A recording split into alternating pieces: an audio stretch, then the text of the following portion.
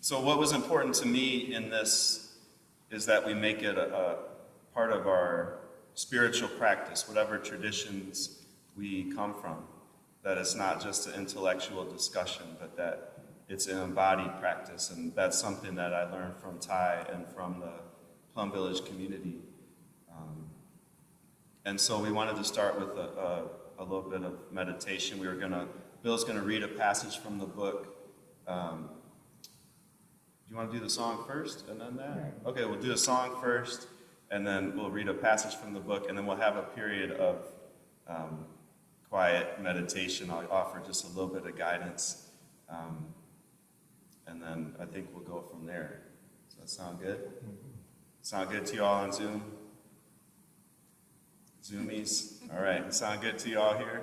Okay. All right.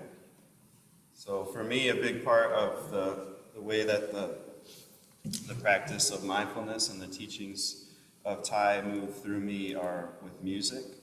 And I was raised Catholic, and both my parents would sing in church growing up, and so they gave me that gift of music.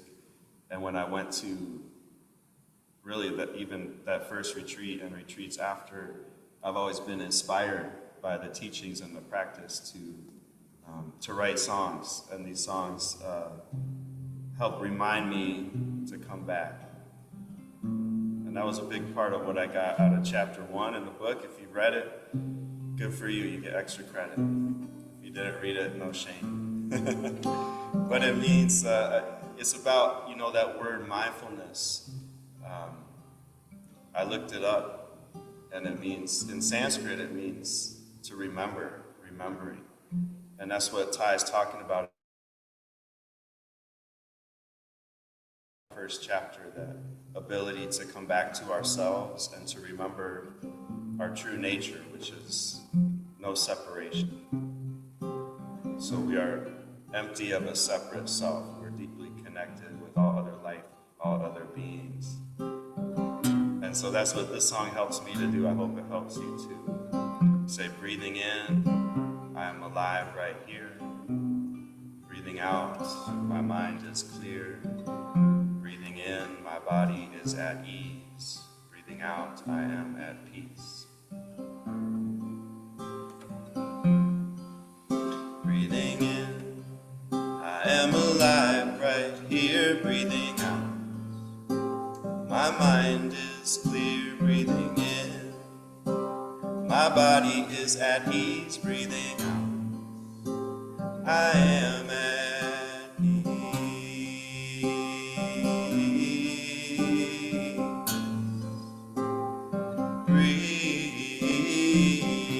Breathing.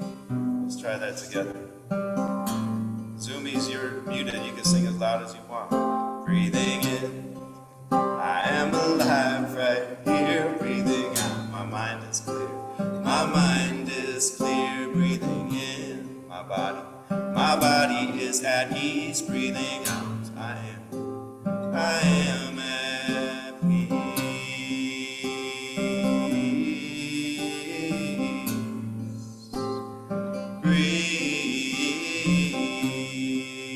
Breathing, just coming back to yourself, your body, your breath in this moment. Empty out your pockets, no enlightenment here. Just a pair of brown eyes and some meditation gear. It's clear, but we are something much more than what's sold on TV or bought in a store. We are stores of seeds, deep and wise. We are all of the oceans. Just look in your eyes, see the vastness of the sea, all the elements that be flowing through you and me. Let go and be free and breathe.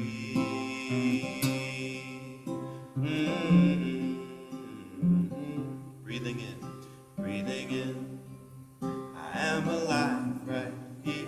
Breathing out, my mind is clear. Breathing in, my body is at ease. Breathing out, I am at peace.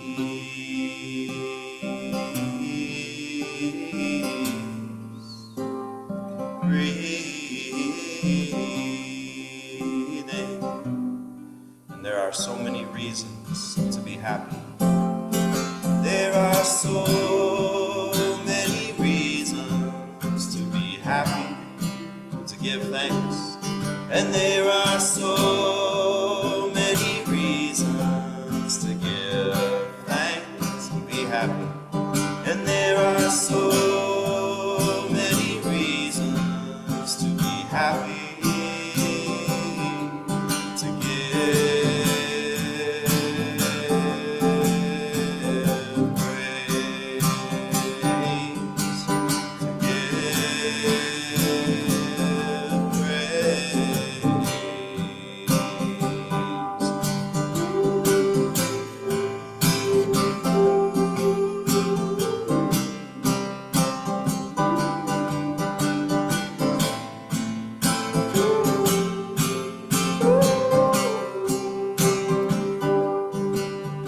Breathing in, I am alive right here, breathing out. My mind is clear, breathing in. My body is at ease, breathing out. I am at ease,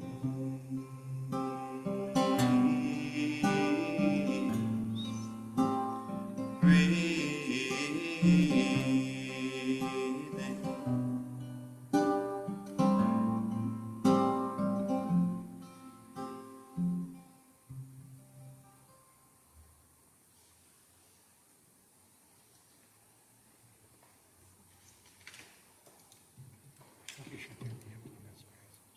Oh yeah? Okay. All right.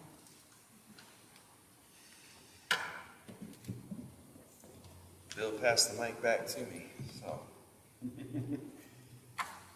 So this passage is on page 6, the second paragraph. I always wonder why Bill would say Nhat Hanh to talk about Thai, and then when I read this book, I realized it because that's how his name is in the print. So Nhat Hanh, Thai is speaking here. To speak from the standpoint of Buddhist scriptures, ours is a doctrine of emptiness. But emptiness is not annihilation or anything like that. Emptiness is a means of perceiving the nature of reality. In the Heart Sutra, a text we read several times every day, it is said that after we have perceived the emptiness of things, we can overcome all kinds of fear and suffering, including the fear of death. Our meditation on the emptiness of things is to help us see, to realize the close relationship between phenomena. Life is a phenomenon, death is a phenomenon, and both together are life. And that is why when one has seen the real nature of things, they will acquire a kind of fearlessness, an attitude of calm, because they know their death will bring no end to life. They know, too, that existing does not depend on being alive now. So the existence of reality transcends both what we call life and death. Only the lack of awakening, the lack of awareness of reality, might be called real death. But once you are awake to realities, what we usually call death is only part of life.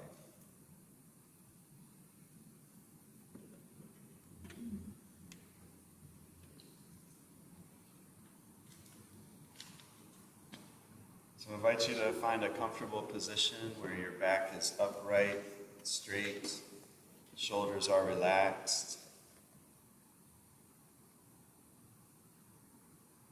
You may like to light a candle or some incense. If you're in a chair, feel your feet on the ground, or if it's more comfortable to sit cross-legged. Just noticing your body where it's making contact with the chair or the cushion or the floor.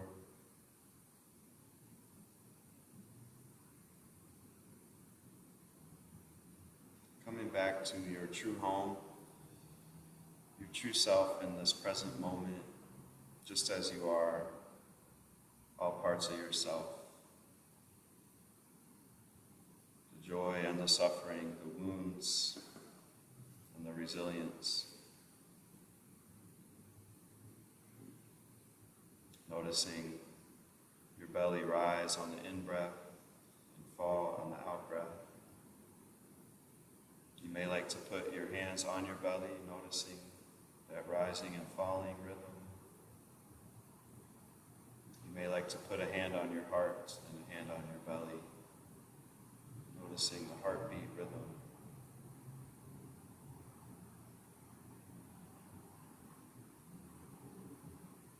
And remembering all parts of ourselves that have been fragmented by all of the isms, by a white supremacist culture, by colonization.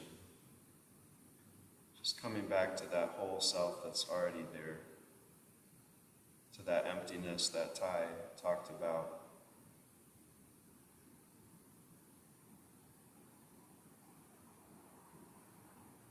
Empty of a separate self.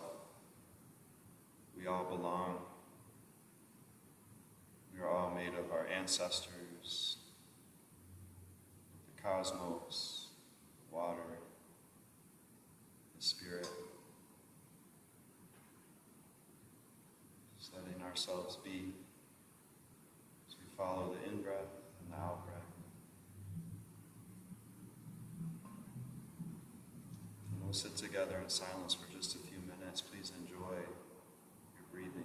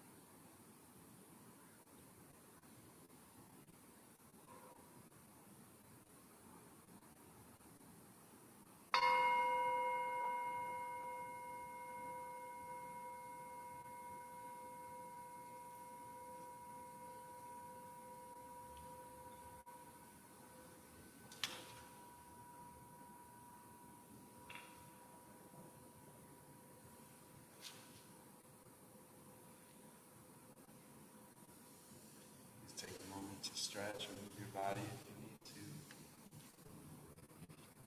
Thanks everybody for being willing to participate.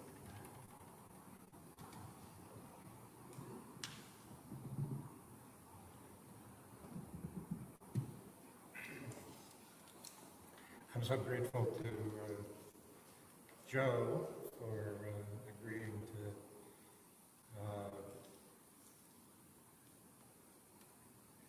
enter into a conversation, including the conversation between Dan and Thich Nhat Hanh and the conversation between us all.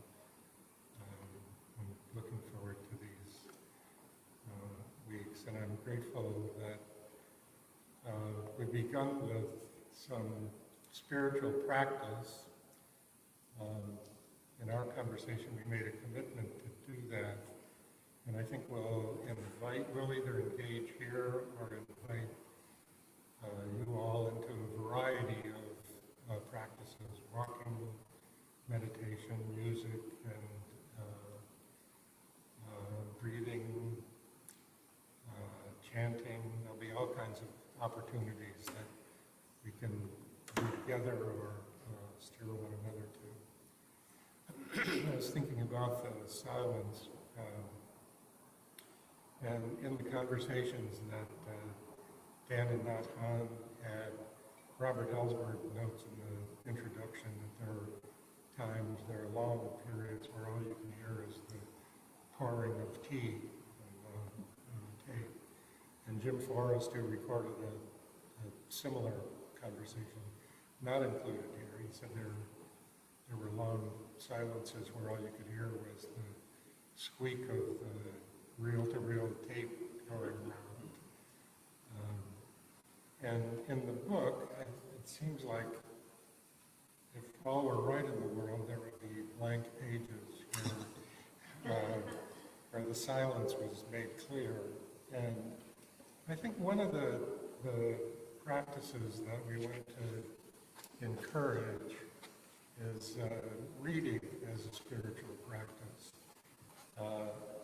We've done book groups here at St. Peter's for a long time, 15 years, more than that. And in my own experience, I'm often, madly going through pages at the last minute, almost cramming for a book group. And I'm going to encourage us to treat the text as itself as a kind of meditation, and to maybe set a time, maybe first thing in the morning or whenever works for you, and not plow through the whole thing, but read in smaller pieces. We're not meeting this next Tuesday, so there's 2 weeks to read chapters, whatever you haven't read in chapters 2 and 3 as well for that session. So there's some days, and if we think of that as starting now, our reading itself can be a spiritual practice. Maybe just to say some logistical things, Joe and I are going to sort of alternate in facilitating, or taking the lead anyway, in the sessions. And we've divided up the chapters. How many people, let me ask that, how many people got a chance to read the introduction and chapter 1?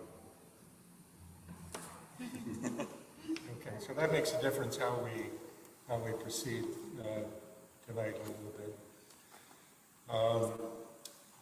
That was what we were hoping people might have come with. Some folks are just getting books this evening. So basically we'll cover a couple chapters each week, and I'll send out if it's okay, I'll send out an email to everybody with a little bit of the schedule. What else? I was hearing that there was a little feedback online. There's feedback. I was hearing there was a little feedback. I'm gonna move this up a little bit see if that helps. Folks on Zoom, let us know if in the chat if there's any problems with audio, and we'll try to resolve them. Thank you. Okay. I'll just say I've got the Zoom in front of me, so if folks online want to raise hands or put things in the chat, I'll try to be attentive to that. We were going to begin tonight, and Joe's already shared a little bit of his experience. Do you want to say more? And we'll go. No, you go ahead. Okay.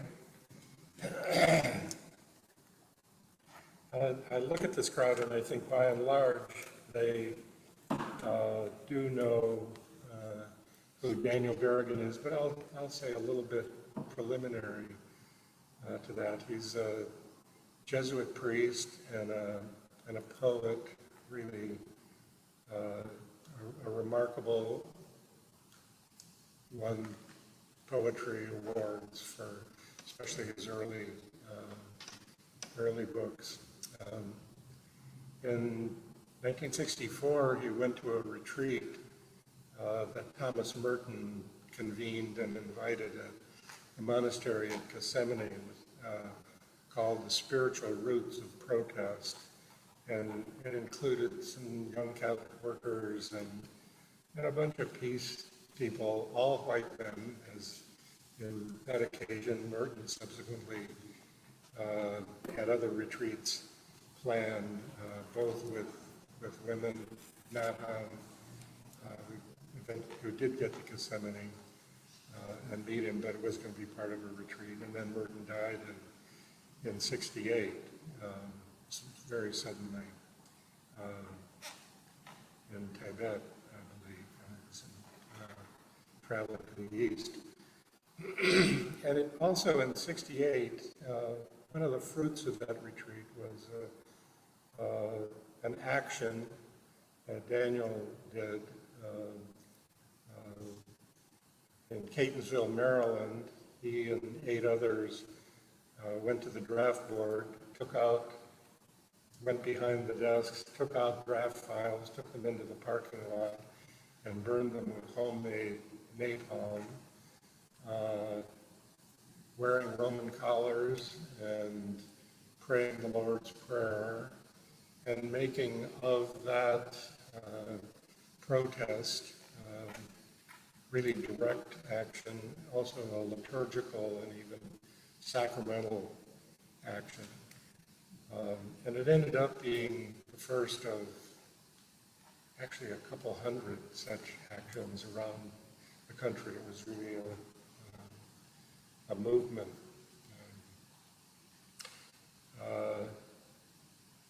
And likewise, he turned the transcript of they were prosecuted with felony charges, and their trial, he turned the transcript into a play, almost a liturgy itself, that went around the world and was translated and performed in many places. And they were convicted, and were at the time he was supposed to turn himself in, he did not. He had a big sort of rally and festival at Cornell University, where he was the chaplain. And the Bread and Puppet Theater was part of that celebration. Folks here with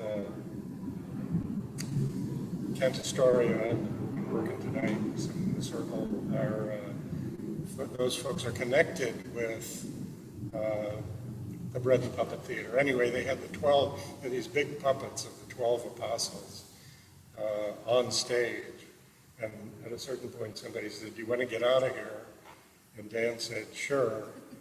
And the lights went out, and somebody put him inside one of the puppets, and the lights came back on, and he was gone. And the puppets processed out down the middle and went to the car, and he was underground for 6 months, and was eventually caught. He was on the 10 most wanted list. On the cover of Time magazine during that time. He would appear in church pulpits and preach, or even on TV and disappear, you know. He really drove J. Edgar Hoover crazy.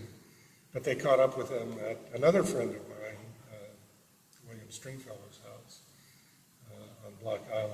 And so he began Time. I met him when he came out of Danbury Federal Prison in 72, summer of 72.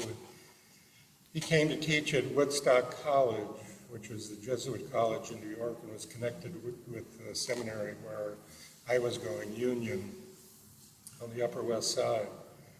And so we had cross-registration, and a whole bunch of us from Union took his class for a year, two semesters, on the Book of Revelation and a French theologian named Jacques Ellul.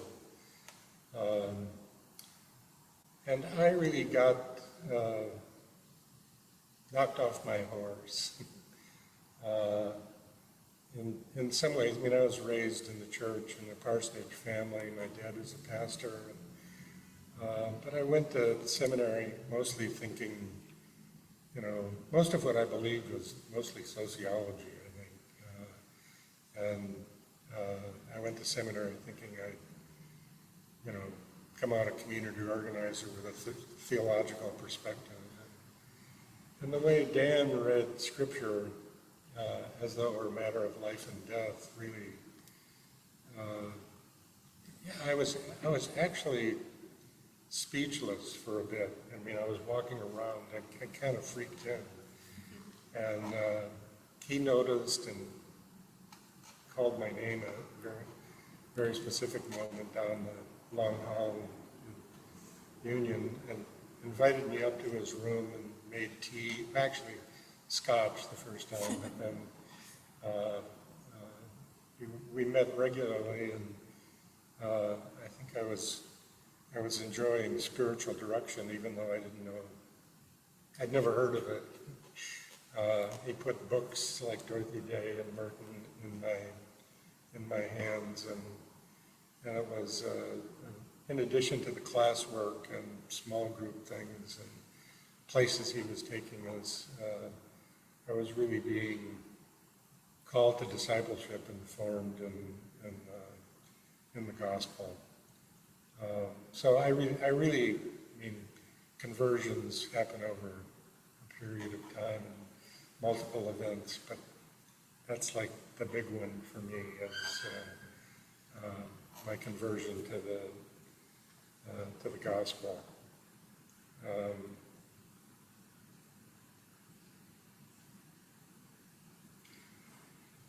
Yeah, we became friends, and you know, that lasted until his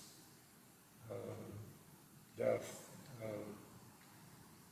5 or 6 years ago, and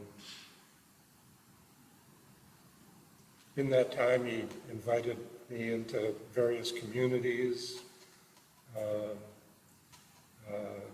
reformed communities here in Michigan and Detroit that were sort of based on his spiritual practices. And I'll say that this book, one of the things he put in our hands, this conversation happened the year after our 1-year course with him, though he was still in New York and around. But one of the things he put in our hands was he had an order, it was like maybe a dozen principles or precepts or a rule. It was basically a rule of life. I remember that the first one, I tried to find it in my files, but the first one was something like, don't make an idol of any principle or precept, including this one. Right? And there were really fundamental ones like do not kill, but also a kind of thing for really important in community, respecting other people's commitments and sexual relationships. That actually spoke directly about sexuality and honoring that in community. And then it was the following year that he had this conversation. Anyway, very important person to me. I got to speak at the wake in New York City at St. Aloysius Church, and was indeed honored by that. And in the last couple of years, I've had him very much on my mind. That I ended up doing a book about him. John Deere asked me to write an introduction to a book of poetry, and I printed out a bunch of stuff that I had written about Dan to get myself thinking. And when I had it out on my desk, I was like, geez, have I got a book here, and what are the missing pieces? And that all happened very quickly. It just kind of poured out of me, and I think that's a measure of the way that his life and spirit were kind of in my guts.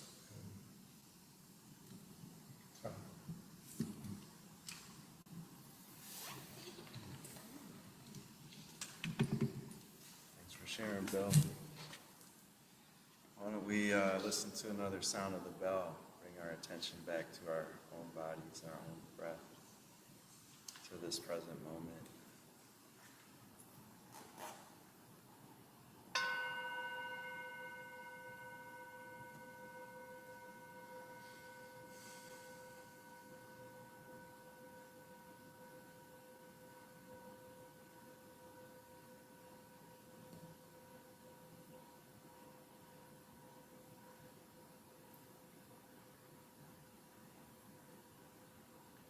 So this simple practice of just stopping, coming back to ourselves, coming back to the present, is really a basic tenet of Thay's teachings and his interpretation of the Buddhist teachings.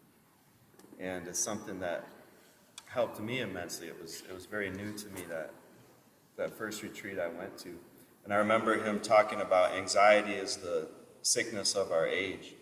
And I really related to that because I was coming out of a period of a lot of suffering with fear and anxiety. And he addressed it directly and gave us these simple but profound tools to work to transform those things. And so I met Thich when he was in, I think, his late 70s, already an elder, obviously, but thankfully he would live many more years, and he just passed earlier this year, the end of January.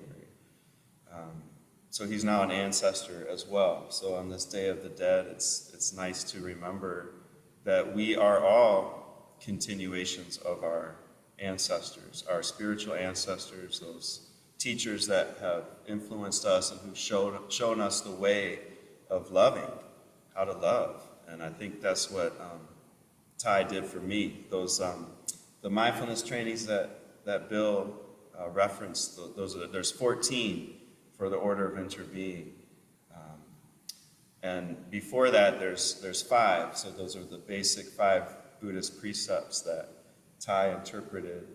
And when I got to that first retreat, ragged and run down with anxiety and fear, reading those trainings was like being able to see a clear path through the fog.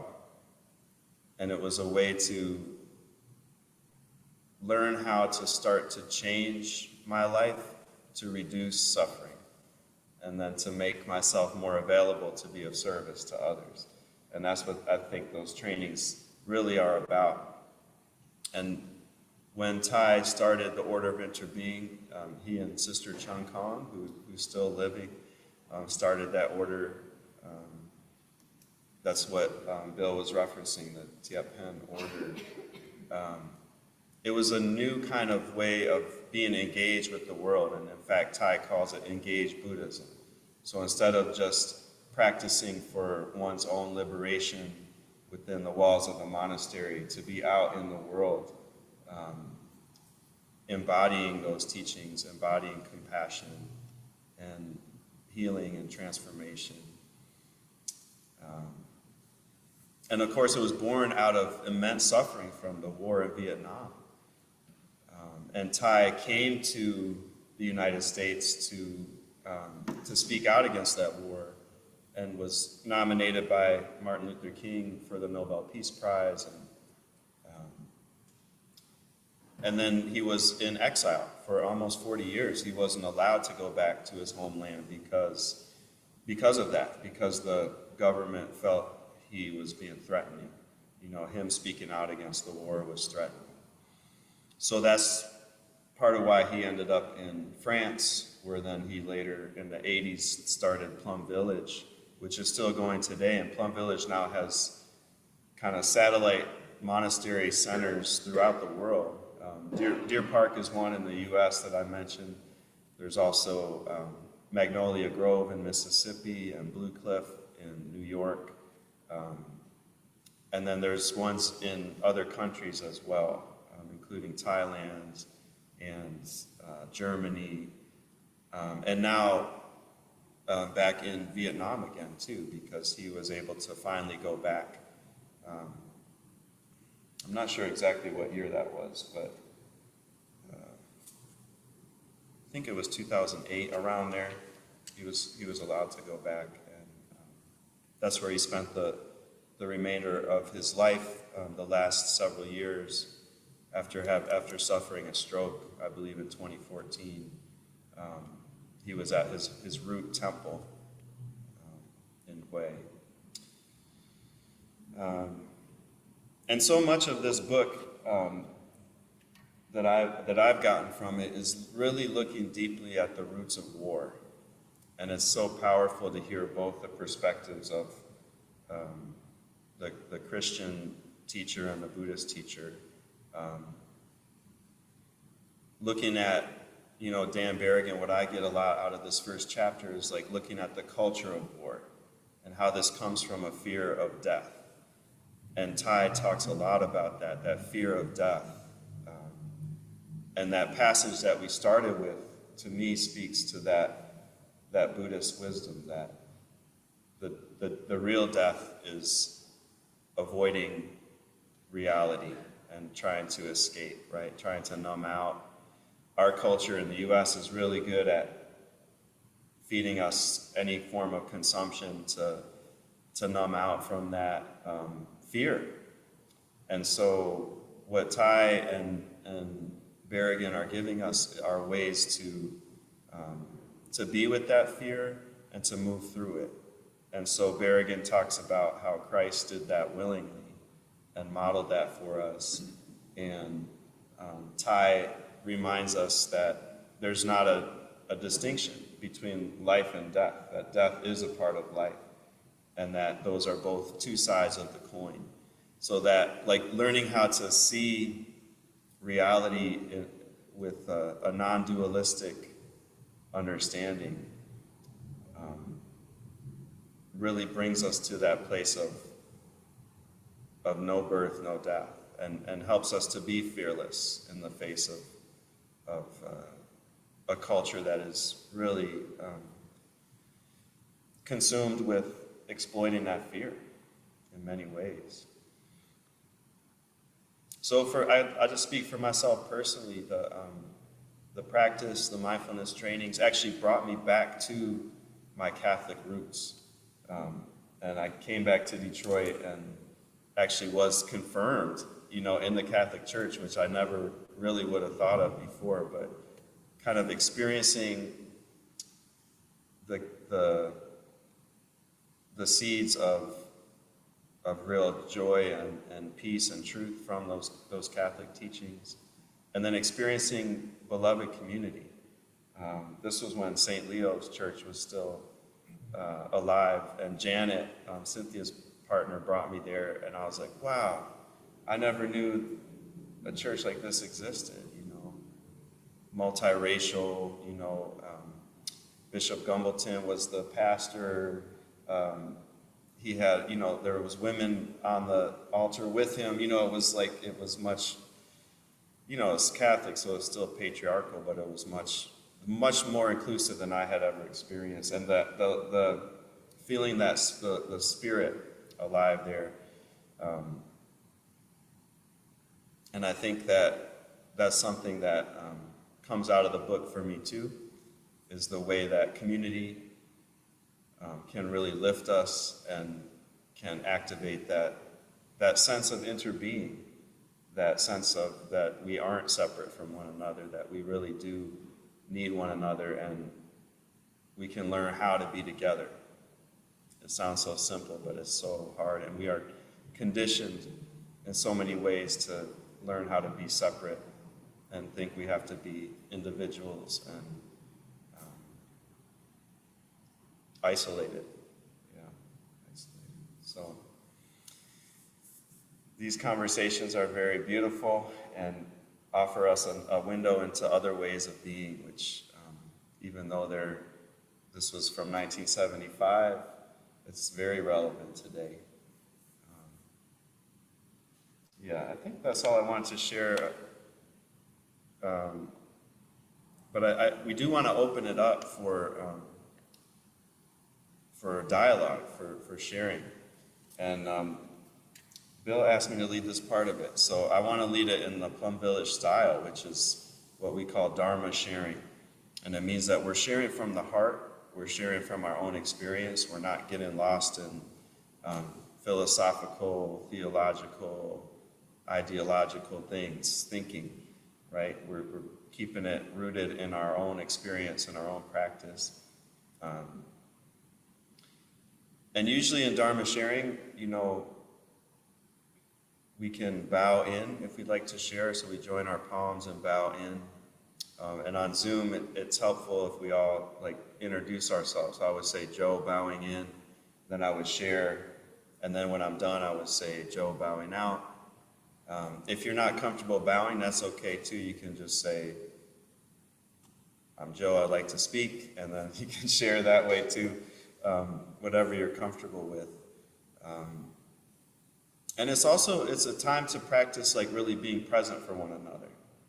So instead of, my habit is always I'm thinking of what I'm going to say next and, ready to respond right away, but to just really stay present with your breath, with your body, and with the person who is sharing, really give them your presence and listening deeply without judgment and just seeing what we learn from one another. How's that sound?